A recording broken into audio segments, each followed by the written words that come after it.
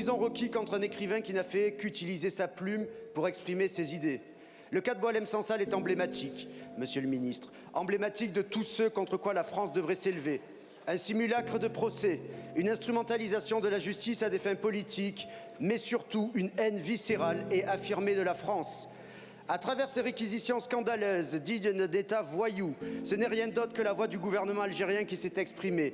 Un gouvernement qui lui a même demandé de prendre un autre avocat parce que son avocat est juif. Ce gouvernement algérien, c'est celui qui multiplie les injures à l'égard de la France, piétinant les accords bilatéraux conclus au cours des dernières décennies.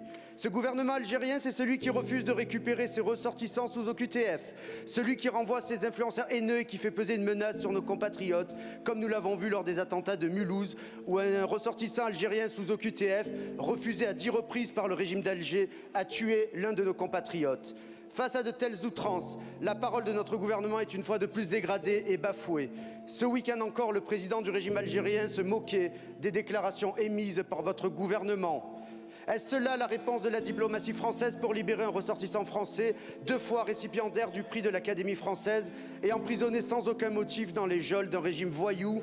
Est-ce cela la riposte graduée que promeuvent certains de vos ministres? Monsieur le ministre, les Français sont lassés de vos paroles qui ne sont pas suivies d'actes. Il est désormais temps d'agir. Quand allez-vous remettre en cause les accords de 68? Quand allez-vous suspendre les visas et mettre un terme aux avantages dont bénéficient les ressortissants et dirigeants algériens sur notre sol? Quand allez-vous enfin stopper l'aide au développement et l'aide publique à l'égard de ceux